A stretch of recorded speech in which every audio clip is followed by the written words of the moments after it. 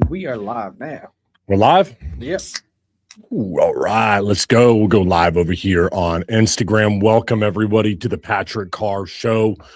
Very happy that y'all could join us here today. We got Anthony making some moves right now behind the camera. Can you see me now? Yeah.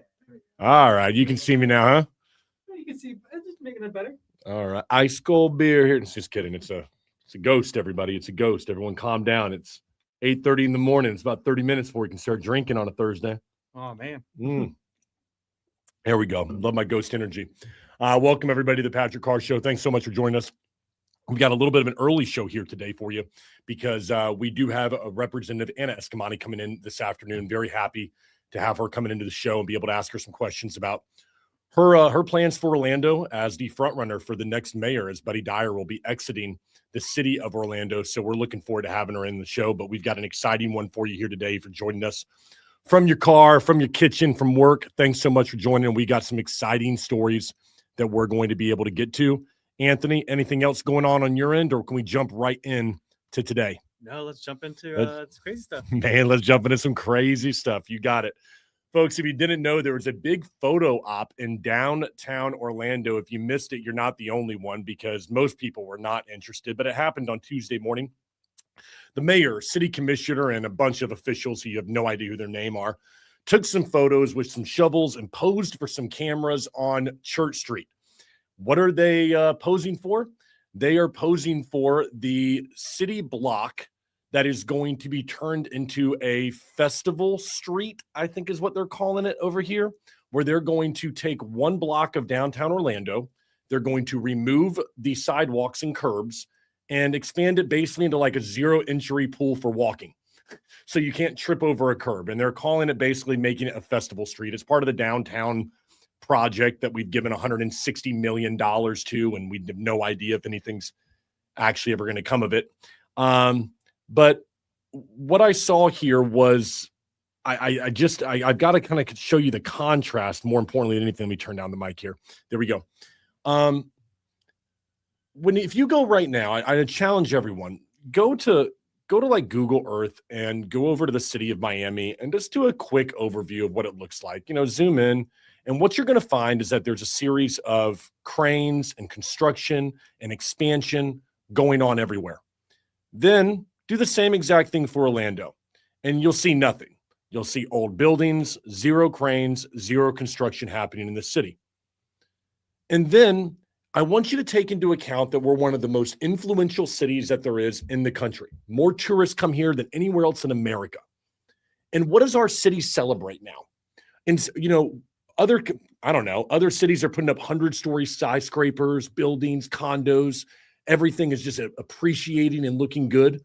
In the meantime, we're putting golden shovels into the concrete when we have a 300 feet stretch of road that is getting overhauled with some new curbs and sidewalk. That is like the standard that our city has set for itself. That's not a joke.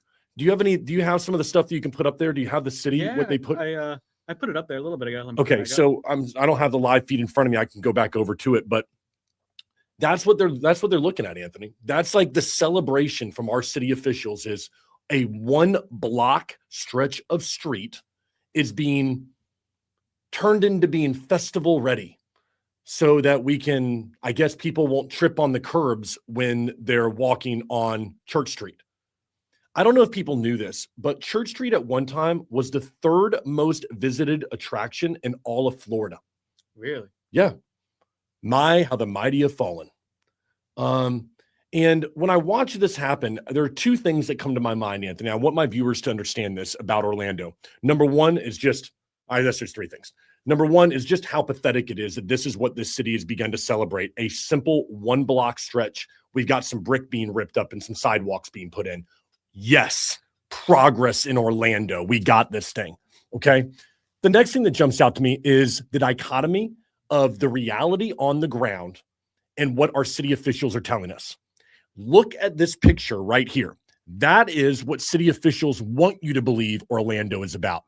Progress, and we're getting improvements on Church Street. Meanwhile, 10 hours later, there's the reality of what Orlando is. And this is happening about 20 yards from where those golden shovels are going into the ground. And what you have is a city that keeps on telling us everything's great, crime is down, look at the progress, look at us out here with our shovels doing our thing.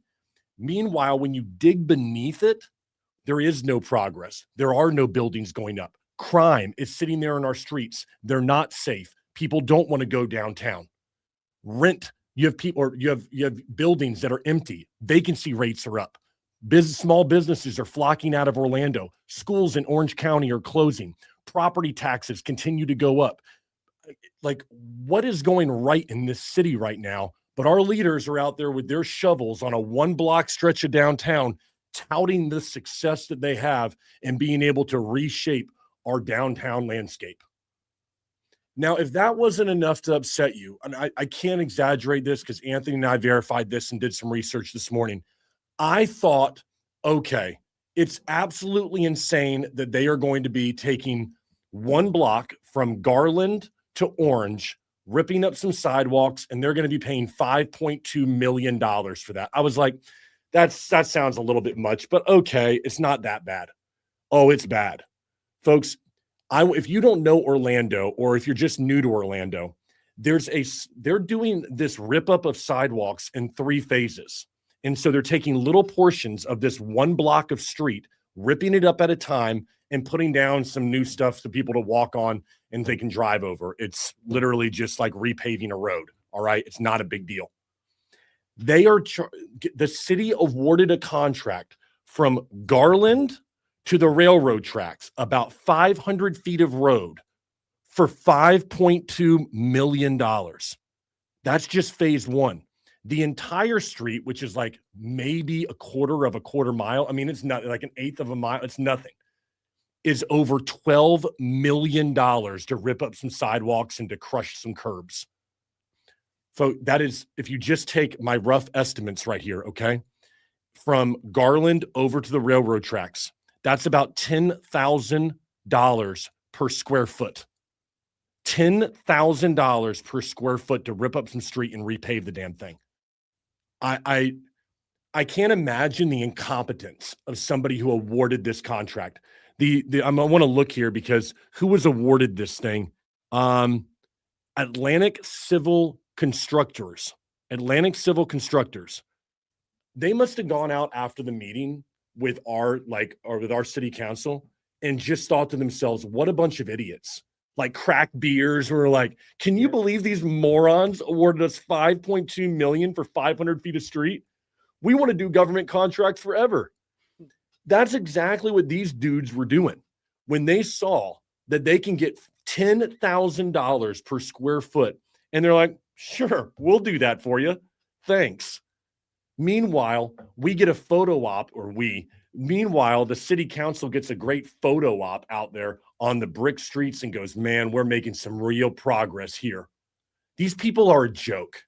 I mean, I can't write the script any better than this, Anthony, for just incompetence and just people being inept at doing their job. You have to look at this and to think that the smiling faces, people in suits and pantsuits out there putting their shovels in, and then 10 hours later, huge brawl about 20 yards away from there and no arrests are made. You have the downtown that leaders want us to see and the downtown that's the reality we all face. And they couldn't be more different. What are we doing? For those of you who are not familiar with our great plan that we have downtown, what we're looking to do, or what I say we, surely not me, what our city is looking to do is they want to build more parks downtown in Orlando. And they think that's going to be what really drives business down there. It's idiotic. And everybody who has half of a brain understands putting more parks into an area that is infested with homeless, that isn't safe, and that people don't want to go to. What does an average person think, Anthony? Well, more homeless people are going to go there. Call me crazy, but think that's probably going to be what happens because I have a brain. But this is what we're looking to do. We're we're going to do that. It's a great plan. It's going to cost us $160 million downtown for the Parks Initiative, as I call it. And we're spending $12 million on like an eighth of a mile, ripping up some streets and a curb. I mean, whoever the moron is who negotiated this contract, I mean, no one, you should be thanking your lucky stars that you're in government, because no private industry would ever have you on. You just wasted millions of dollars of taxpayer money. And whoever the salesperson is for Atlantic Civil Constructors, good for you. Good commission check, bro. Yeah. Hey, take your money, bro. If someone's going to hand you free money, you take it. Nice work. How much accountability do you think this Atlantic Civil Constructors is going to have? Zero. Like, they have a timeline that they have to meet for our city. What a joke. I feel like it's the same as like the Click Orlando people. They're like, heck yeah, you know what? We'll do it with marketing for you guys. And Yeah, Click Orlando being a private industry. Click Orlando just sitting there racking in $99 million a year for tourism to Orlando, while Disney puts in like hundreds of millions, if not like into marketing. And they're like, oh yeah, we're the reason Orlando has so many people coming to it. Orlando has no tourists coming to it. The attractions have people coming. Ain't nobody leaving the attractions to come over to the historic downtown Orlando. It's a joke, and everybody knows it. until now, they just put the shovels in, man. You're right, Anthony. What was I thinking, man? It's thank the Lord we're putting in some. What does it say here? Let's say they want to make it safer. They're going to widen the sidewalks. Oh my, I can't even read this. Like, does widening the sidewalks and killing some curbs do anything about the violence and homelessness, the fights downtown, the small businesses that are leaving, the empty buildings, the vacancy rates going up? Does it do anything about that? It was so pathetic, because if you look at I encourage everybody, I think it's called like City Beautiful is our city's like official Instagram. It's one of the first posts that are up there right now. Go scroll through the pictures. There are two things that jumped out to me when you do. First of all, marketing person, whoever is with the city of Orlando, I'm sorry. Like, I'm sorry that this is what you have to work with. And you're probably thinking that, boy, that Patrick guy is just going to absolutely destroy us on this one. But I've got to do what I have to do and make my post today. So I'm going to do it. So sorry to marketing person for the city of Orlando. You've got a tough job. But when you scroll through the pictures, Anthony, two things jump out. First, what do we get? More artist renditions of what Church Street is going to look like in the end. Guys, hold on. It's been years that we've been getting these renditions, and we're going to get some stupid thing that sits above it, like some, I don't know, canopy that everybody thinks looks like shit, but nobody wants to say anything. Like, it looks terrible. Even the artist renditions look terrible. I mean, it's awful. What's wrong with putting in some palm trees, like some sidewalks, and calling it a day? Like, we don't need some big overhaul to make it look like we're in space. Yeah. It's the stupidest artist rendition I've ever seen. And nobody with half of a brain who's not some far leftist artist looks at this and goes, man, that's going to look really good outside of 55 West. What it is it looks like they gave it to somebody to do in like New York who'd never been to Orlando. Yeah. And then they gave it like, oh man, we paid this guy. They probably paid him like $500,000. 100%. $500,000. Because, you know, why not, right? It's not their money. $12 million to rip up a street, $500,000 for an artist. I mean, and then we get more artist renditions, and then they have the nerve at the very end of it, Anthony, to go, don't worry, businesses are still open while we're doing this construction. And then they show like a picture of the building, and it's like the most rundown, like one business that's there. It looks like crap. And you're thinking, great, yeah, I was really worried about going down to Church Street and the businesses being open. You've literally run almost every good business out of downtown. But when you're doing construction and you have an opportunity as a city to put some highlights on you want to make sure that people know you're going to keep the businesses open. Well, thank you, city, for allowing businesses to stay open while you do a stupid construction, spending $5.2 million on about 500 feet of street. Congratulations, city of Orlando. Job well done. Oh. It's Anthony. I think what are we doing? For me, like, I won't lie, the canopy thing, it looks kind of cool to me. Stop. However, wait. Oh my Wait, gosh, let me give you my argument though. Okay. it looks cool. However, all that money going to it makes no sense to me. Makes zero sense. There's no businesses there. There's nothing there for if you're expecting this canopy thing to bring in business, that's not going to happen. You got to fix it before that canopy comes in. Bring businesses in, give them an incentive, do something. But the streets are fine in the sense that like there's nothing bad with the streets. It's just the policies we're not running. There's all these things that are just not happening. That's making these street businesses not go there. It's not because of it's looking bad. It's policies that no one's running, no one's enforcing. It's the dumbest place, not dumbest. It's the most ignorant place to start in downtown Orlando. Yeah. Nobody goes there. Yes, it's an historic part of downtown Orlando. That's why you don't start there, because then you're going to get the most pushback. You have to have the most people that have to sign off on it, all the crap. Here's what you do if you were smart.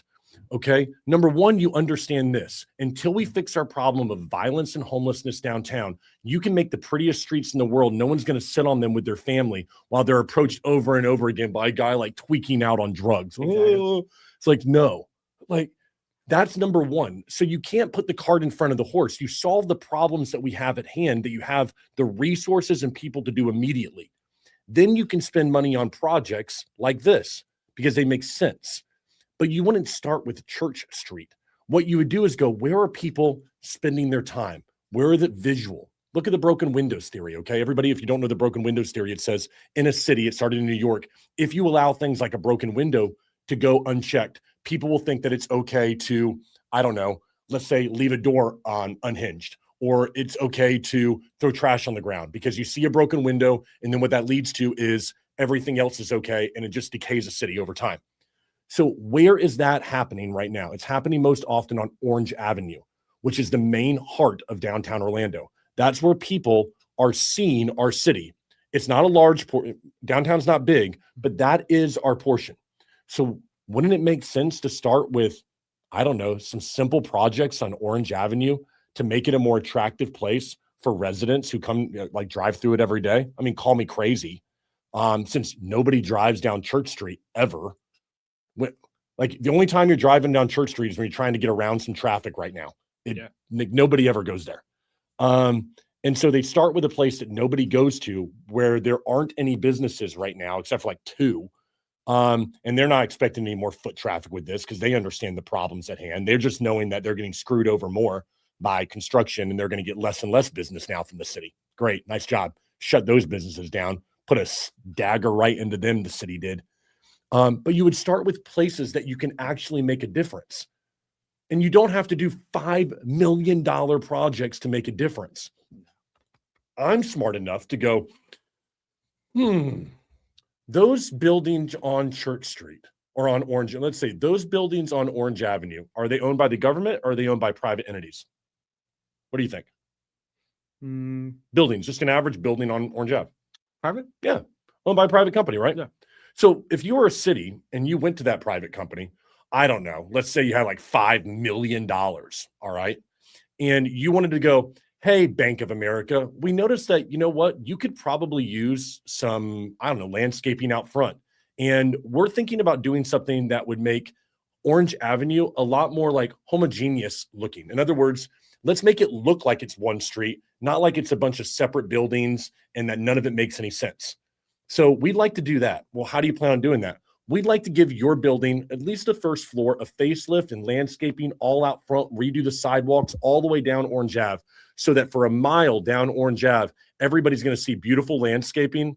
We're going to paint and do everything that we need. We'll pay for it and foot the bill, but we're going to make this an amazing looking place in a matter of a few months. Sure, I would do that. Great. That sounds awesome. Will you do that? You're going to pay for it? Yeah, I'll pay for everything. All right, cool. Yeah, thanks. Let's do it. And every private business, including the Morgan & Morgan building, and every one of them would love that. And you know what would happen? You drive down Orange Avenue and people would look and go, wow, this is a pretty city. Look, there's no homeless. Look, there's no one up there, going up to you when you're walking in the streets. Look, I see a police presence over here. This looks like a place that I might want to live. It looks safe and it looks nice. Looks like there's some progress that's going on in this city.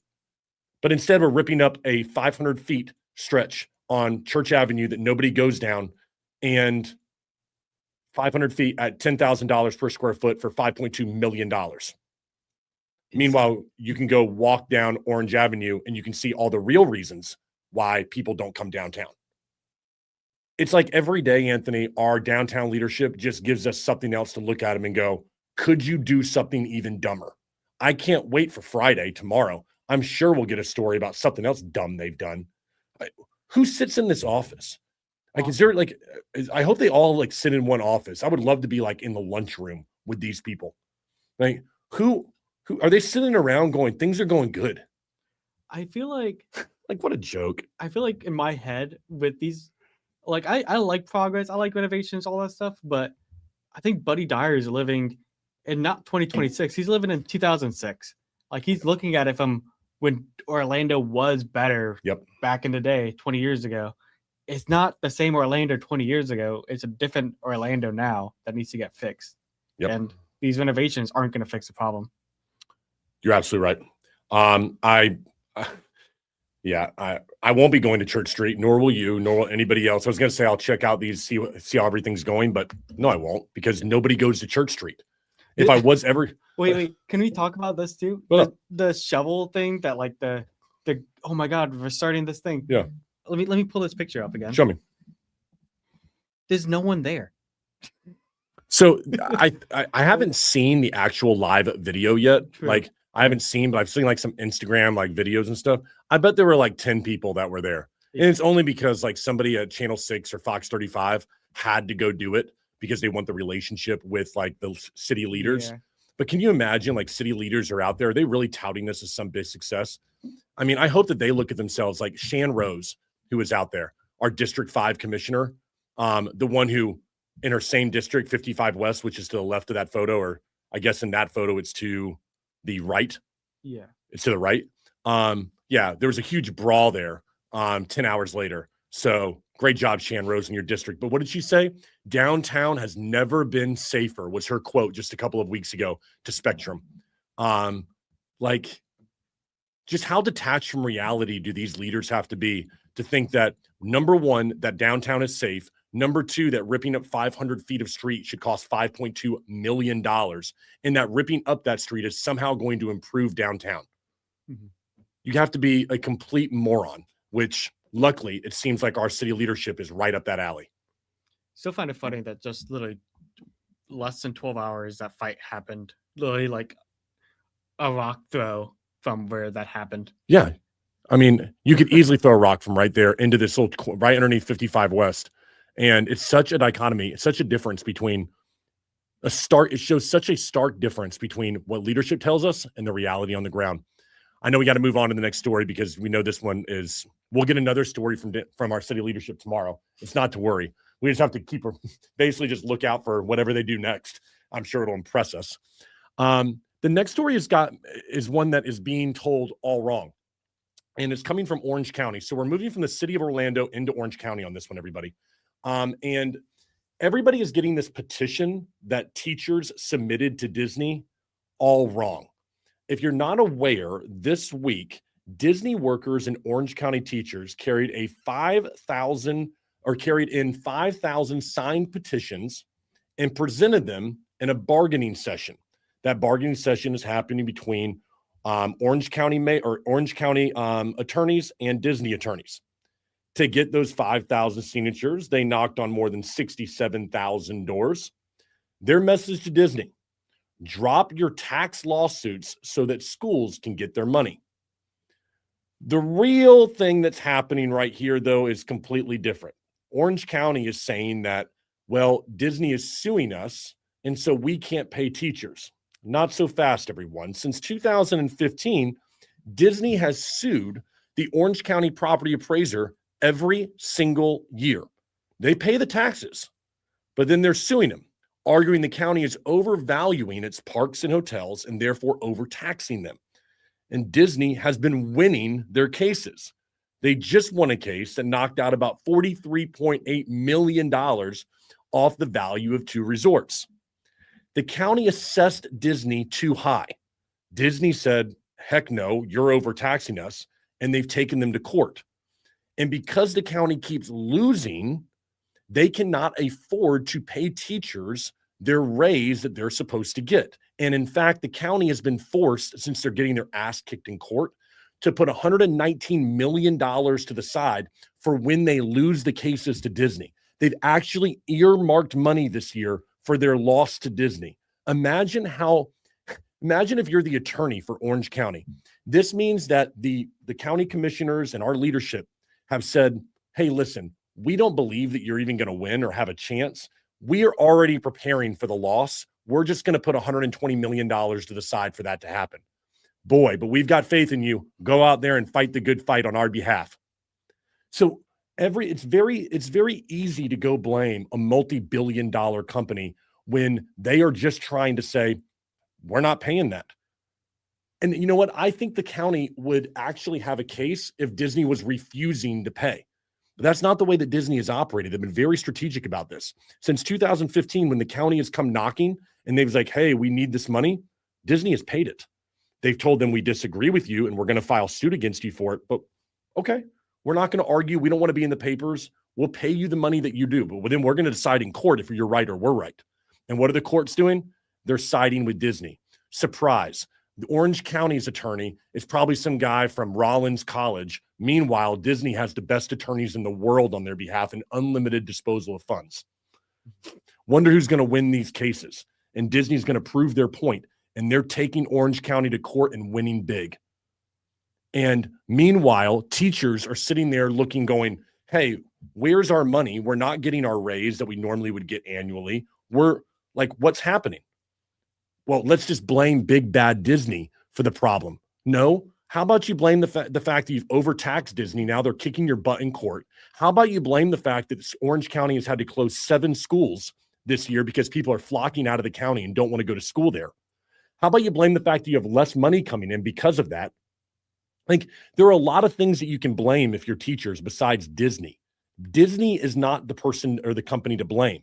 Blame your leadership in Orange County for a failure to do their job right, for overtaxing their biggest partner, for thinking that somehow they could just take advantage of Disney, and Disney go, no, I don't think so. Maybe you should fail the failed policies of Orange County and why people don't want to live there anymore. There's a lot of things that you can blame, but Disney deciding that, hey, listen, I'm going to go to court and win my money back. I'm going to pay you like you've asked for years, but afterwards I'm going to show you that I'm right. Don't go blaming Disney. The mouse is not the problem. It's the people who are the leaders of Orange County that are the problem here. This is as clear as day to me. And when I look at this, 7 schools are closed in Orange County. Do you think that's Disney's fault? No, it's not. It's the fact that people don't want to live in Orange County. It's too expensive and you don't get enough bang for your buck because people look around the county and it's dead, dying, decaying. That's a fact. We've talked about this story before with these property taxes. And every year for 10 years, the can keeps on being kicked down to the next person who's the property appraiser and tax collector. And what ends up happening is that eventually after 10 years of this, Disney is finally fed up. And while they have been filing lawsuits every year, Disney's finally collecting. And the county knows it. And so the county is like, oh, shoot. We're losing so many of these cases. We got to have the money to pay them or else. And great. We're not, somebody's got it. We don't have the money. And eventually that's what happens with governments. Eventually, if you don't have the money, people don't get what they were promised. And so teachers, yeah, sure, I'm sure they expected a raise to happen. But when you're working at the behest of the government, at the will of the government, you also are at the will of their budget. And when they're getting their butt kicked and they can't do their job right, you are the one who pays the price. Take those petitions off of Disney's desk, go to go to Orange County's meeting and drop them off right there at the tax collector, drop them off right there at Deming's office and say, why did you do things this way? Why was this not addressed 10 years ago? Why wasn't this addressed 5 years ago? Why are we the one who are paying the price because you're incompetent at doing your job? I'm a teacher. I shouldn't have to do that. And that's how governments work like this. It's never going to be Demings or Dyer who ends up paying the price. It's teachers, it's police officers, firefighters and small business owners who, because they're inept at doing their job, they kick the can down to the next guy. They blame the next person. The people who pay the biggest penalty, the biggest price, are the people that are on fixed incomes from the government, who rely on the government for their check. The people who need it the most. We should expect more and demand more. But Disney is not the problem here, everyone. It's people at the leadership level doing the things the wrong way. Yeah, I couldn't agree more. And honestly, I think if it was I feel like if it was any other business besides it being Disney because of the name, I think people wouldn't really care. It'd be like, okay, I understand that they're trying to get their money back because they quoted them wrong. But you know what? Because Disney just has that name that I think a lot of people are trying to lean off of that. I'm happy you mentioned that because actually the numbers actually speak for themselves. Our own tax collector in Orange County said it himself. He admits there are $50 million tied up in similar fights with other big property owners. Okay. Now, is this unusual? Let me be very clear with everybody. Are these fights unusual in big cities? No. The city wants more money. They think it should be taxed more. Property owners look at it and go, no, I'm not going to. I'll pay your money, get me off my back, and I'll take you to court, and I'll win my money back on the back end. These are not unusual things to happen. But when you have a city that is trying to be pro-big government, trying to get more programs, trying to do stupid things like a $200 million initiatives and all the stuff the city does versus the county, because let me stay focused on the county. When you're trying to grow government, and at the same time, you're trying to get money in the door for that government because you got to pay for things somehow. Surprise, surprise, people don't want to volunteer their time, energy, and resources. Eventually, somebody loses. You can't just keep getting more and more and more and then expect the people who are for-profit companies to just keep on paying you when they're getting screwed over. Eventually, that bank runs out of money. And we're seeing that right now in Orange County. Teachers are seeing that firsthand. Should they be the ones who pay the price? Absolutely not. Yep. They should be the first ones to get a raise. But I doubt that city leadership, I doubt that Demings took a hit this year. Doubt that any county commissioners took a big hit this year. Did they get what they wanted? I bet they did. But meanwhile, teachers are going in saying that Disney is greedy. Why? Because they don't want to pay more money than what they should. I mean, imagine if you were being overtaxed for your home. Would you want to sit there and go, okay, I'll just pay it because it's for the better good of the government and the county? No, you wouldn't. Mm-hmm. Of course you would not. You'd fight it just like Disney is fighting it. It doesn't make them greedy. It makes them smart. It makes them a for-profit company who wants to make sure they can give you great movies and a great park experience. That stuff is not free. Well, they're a multi-billion-dollar company. They can afford it. How do you think they got to being a multi-billion-dollar company? What, just by paying out more money than what they should? By just not taking care of their employees? What about their people? What about their parks and the experience of people who pay to go into them? All that tourism that comes to Orlando. Don't you want Disney to give a great experience? What kind of message do you think we're sending to Disney as a county when you want to go ahead and sue them and you say that they're the problem, teachers? You're short-sighted on this one, and you're wrong. Yes, there's a problem, but that problem is not Disney. It's county leadership. 100%. I want to get to this third story today coming out of Florida because I love this one, actually. Surprise, surprise. DeSantis is not a multi-millionaire. This one actually surprised me. Ron DeSantis just filed his final financial disclosure as governor, and I'm shocked by the number. His net worth is $2.07 million. Now, for some of you, you're like, man, that's a crap ton of money. Okay, $2 million. But let's put this into perspective, all right? In 2019, when he actually started, he was worth $283,000. A Navy JAG officer. He was a congressman at that time, and he was actually still paying off student loans at that. And so people are like, well, $2 million. I mean, how is he doing that? Well, he had a book deal. Almost all the money came from that. He had a book with HarperCollins, paying him $1.25 million in 2022 and $625,000 for the next 2 years. So almost all of his money was made from his book deal. He lives in the governor's mansion and reports no real estate that he owns. The bulk of his money is in a brokerage savings account. So, I mean, when I look at this, two things jump out. Number one, people who are naysayers are going to say, well, his family or his wife's income is not disclosed. That could all be over there. Got it. Okay. But then number two, how many of you out there would expect this guy to be worth a lot more money? I sure did. I was expecting this guy to be worth north of $50 million leaving office, and I wouldn't have been surprised if that's what it was. Mm-hmm. And I would have been doing the story today on this guy profiting on the back of Floridians. I would have no problem doing that. But when I see this, I think about a guy who did it the right way.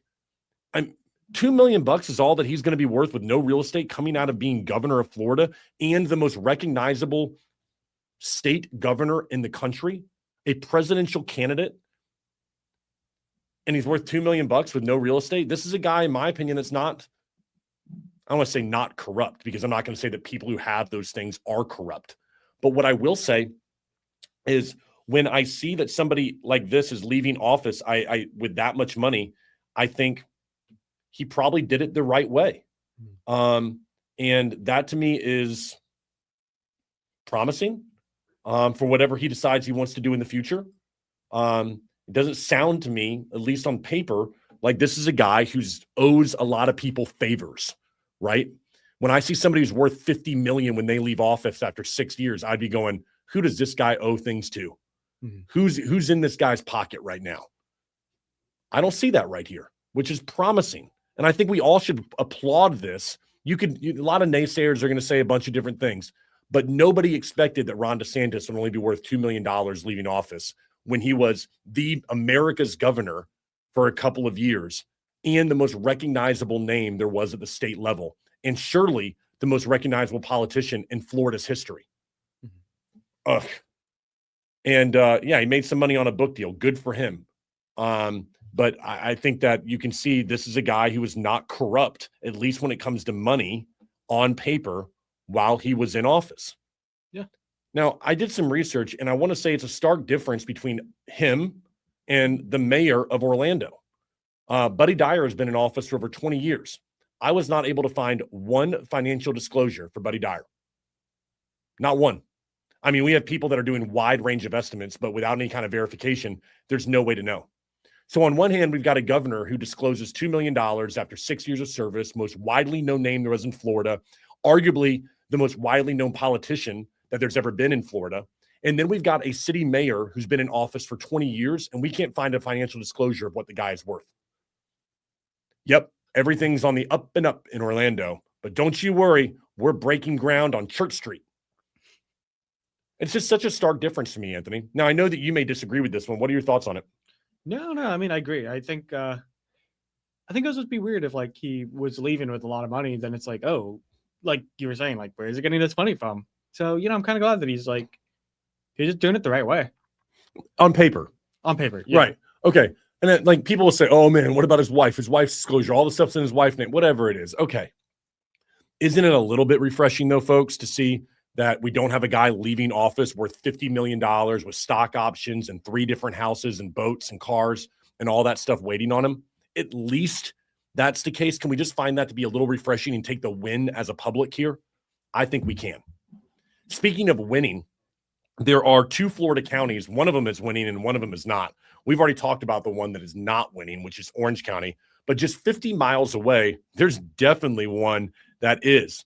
It's Polk County, everybody. And if you need to know why, they have a problem that Orange County could never even dream of having.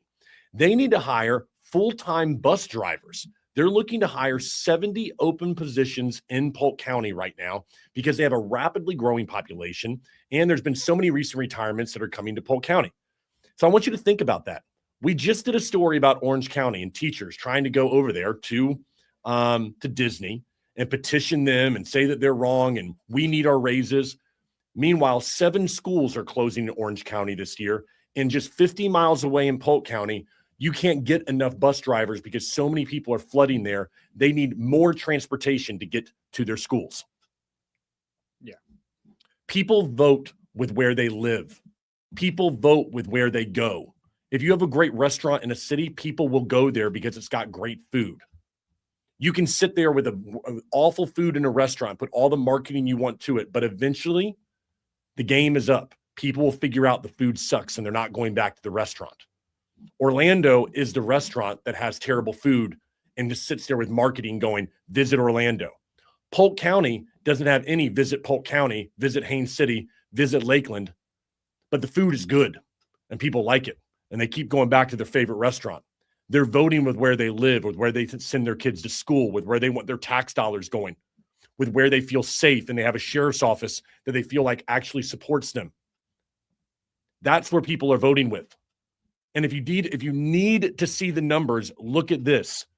Schools closing in Orange County. Polk County needs to hire 70 new bus drivers just to be able to keep up with the demand to go to their schools. That's it, folks. Like, these are the numbers that really matter and what they say about the landscape of Central Florida. Great job, Polk County. Great work. I wish we had that problem locally around Orlando. I wish Orange County had that problem, but they don't. Instead, teachers are signing petitions because they can't get the raises that they deserve. Come on, folks. Can't believe that, man. Tale of Two Counties right there. That's the title we had for that one. Yeah. I tell you what. All right. Our final story of the day I want to jump into, everyone, it's a national story, Anthony, that we've covered here a few different times, but it's worth mentioning again. It probably got pushed to like the third page of a newspaper, or it probably not even made your feed on Apple because it's happened so many times. But the war in the Middle East is back on, everybody. I know. We were told back in mid-June that there was a ceasefire and it was going to last for 2 months. And right here on this show, we gave it, like, I think we said 3 weeks. Were we right? I think we were right on. Yeah, 3 weeks. We were right on, Anthony. That's how long we gave it here. And sure enough, Iran hit commercial ships in the Strait. The United States answered by striking a variety of military sites, then launched new strikes against it the next night. Iran fired back toward Bahrain, Kuwait, and Qatar. And standing at a NATO summit in Turkey, the president was asked if the ceasefire was over. His answer, in his words, was simple: I think it's over again. So detached. Now, I want everyone to understand what actually this means to American people. 2 things come to my mind, or actually 3. The first is oil prices immediately jumped 6%. Great.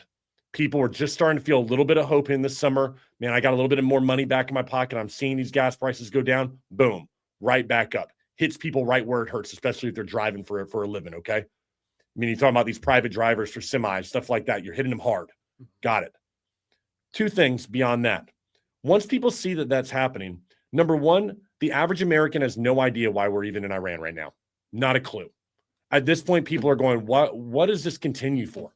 I mean, weren't we told, like, after 2 weeks we've destroyed all military targets. We have pure air domination right now, complete air domination in Iran. We can do anything we want. We could fly a passenger airline right over Iran right now without a problem. We own the air. Okay, great. How about we do something with that? And then the second thing that I would say is most Americans, I would say 99% can't find Iran on a map. So we can't find the country. We have no idea why we're there. We're spending money and resources in a country we have no idea what's going on. And in the meantime, we're seeing gas and oil prices go up. And the people that are paying the biggest price are, just like our teachers in the last story, are working class Americans who are sitting there going, why is this happening to me right now? Mm-hmm. And we have a president that is so detached. I'm sorry, the president is wrong here. Eventually, you have to just hold this president accountable. There have been so many things that I like that Donald Trump has done, standing against the far left and some of the crap that they spew. But this is not right. This has gone on 10, 100x longer than what the president said that it would. And we knew this was going to happen on the show. Anthony and I discussed it many times. Every president since the history of time has thought that they were going to be able to go into the Middle East, have a short little war, get out of there and claim their victory. And every one of them ends up like this in a never-ending war, just like we had for 20 years in Afghanistan, and they can't find their way out of it. Mm-hmm. Because you're dealing with unreasonable people. And I want to say this, everyone. When you deal with unreasonable people, you need unreasonable solutions.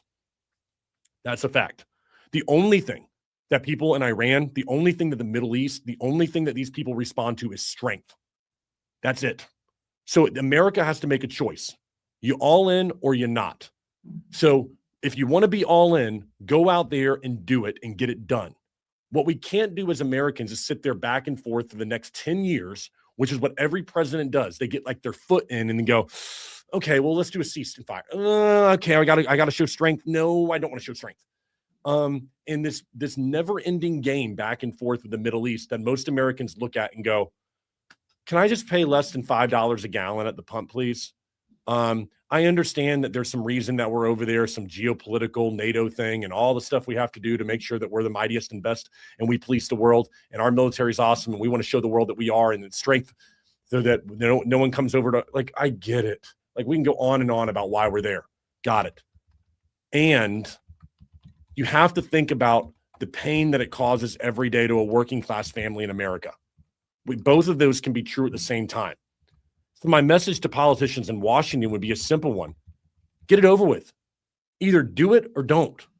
Bomb the heck out of it, turn it into sand. If that's what you want to do, cool. But do something. Because this back and forth right now, where it hurts American people and it hurts Iranian people because it's not good for them either, is not helping anyone. And I think this is common sense stuff right here when I look at the landscape of what's going on, that people that are driving in the road, listen to our show right now, they're sitting there looking at, at a stoplight, looking over at the gas station going, yeah, I got no idea why gas is $5 a gallon right now. That seems unreasonable to me too.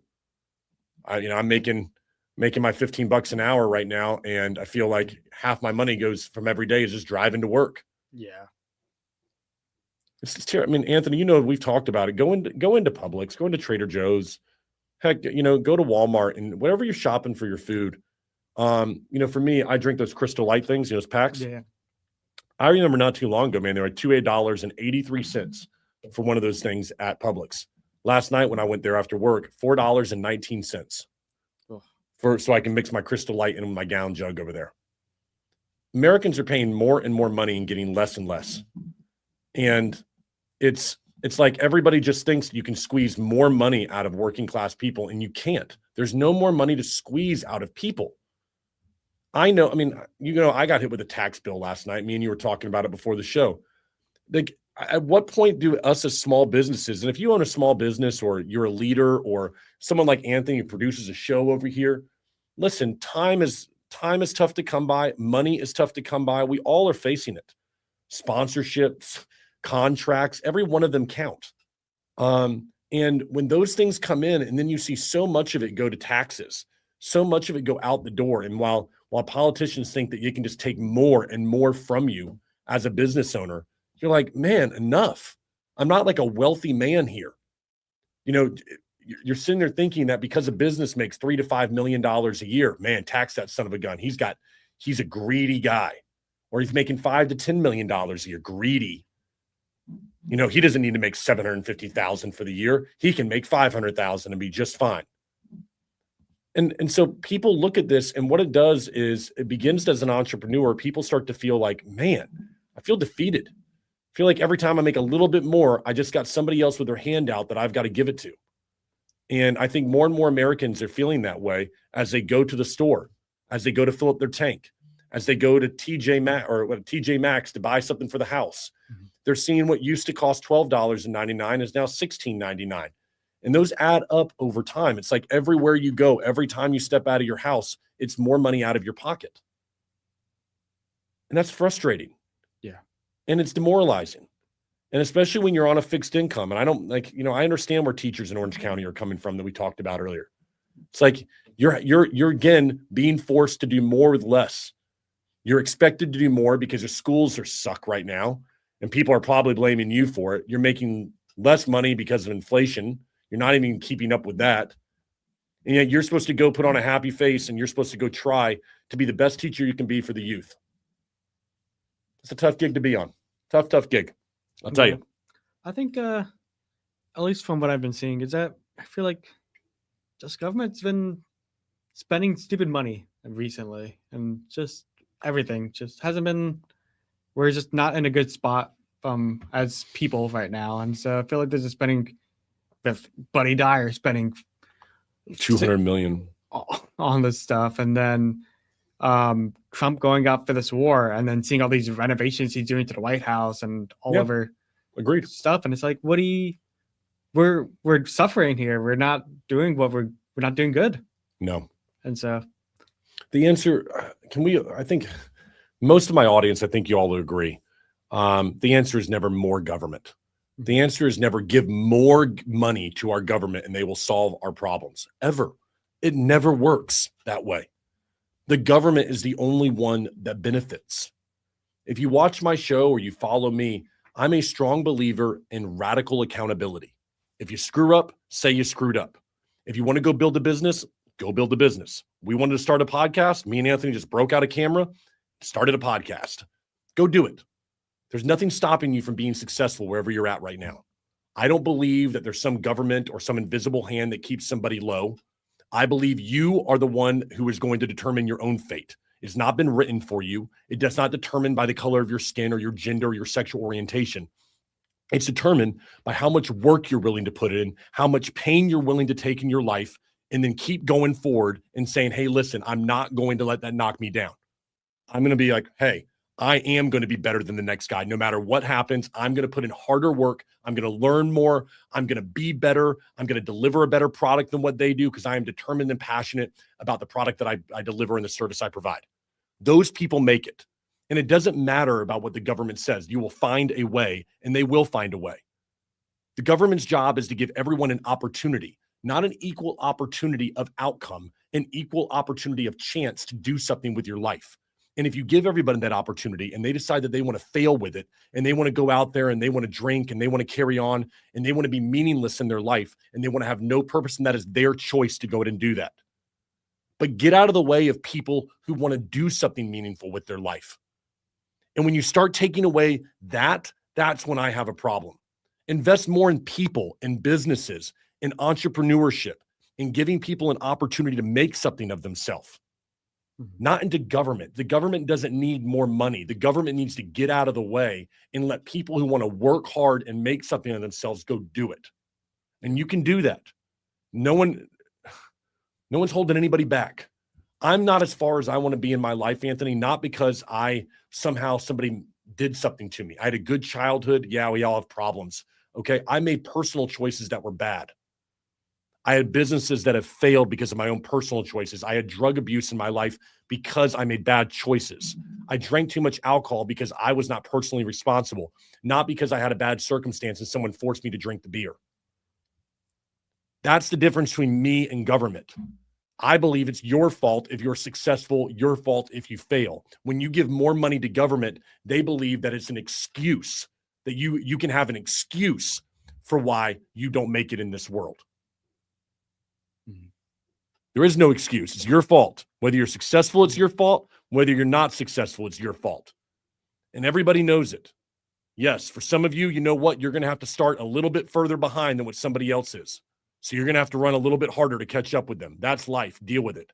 It's not the government's job to make the race the same starting line. It's your job to work harder and to give yourself a better lot in life. Go do it. Well, I don't know what personal rant right there. I see how much money I'm paying in taxes right now. So, I mean, it's just personal rant. I think my advice, if you're starting a business, make a business that the government needs you, so then they pay you, because they're just giving you crap ton of money for stupid things. Yeah. For your construction thing, be like, oh, you know what? I need to make this little road. You know what? $10 million. All right. Government's going to pay for it. Yeah. One block of street, $12 million. I'm going to make a marketing company for the for Orlando, because we need more people coming in. All right. We'll give you $90 million. All right, cool. 99 million. 99 million. Well, thank you for that. More 9 million. Now, given that we're talking about Visit Orlando, the most, I'm not going to say the C word, into core and then a UPT. Core. I'm not going to say that they are, but it's pretty crazy. Well, Anthony, that's our show for the day, man. I'm looking forward to having Representative in this afternoon and Escamani, and looking forward to talking to her. You know, a lot of these things are questions that we're going to have to ask and things that we want to know here about her plan for the city of Orlando if she was to become mayor. And I'm looking forward to having that conversation. I hear good things about her as a person, so I think it's going to be a productive one for our viewers. That will be coming to you all tomorrow afternoon, 5:00. We're going to drop that son of a gun. I don't know if we're going to do a show tomorrow, Anthony. We've got a show, but I don't know if we're going to be doing, we'll do a show tomorrow. We'll do a show, but there's no shorts and no stuff on Instagram tomorrow. But yeah, we got a show tomorrow because I think we have Chase coming in, and we've got a guest tomorrow as well. So we can put that one live and look forward to having that. Cool. Great stuff, everybody. I'll tell you what, it's coming up on the end of the week. Hope you all have a great Thursday ahead. Thanks for joining us here on the Patrick Carr Show. We will see you all tomorrow.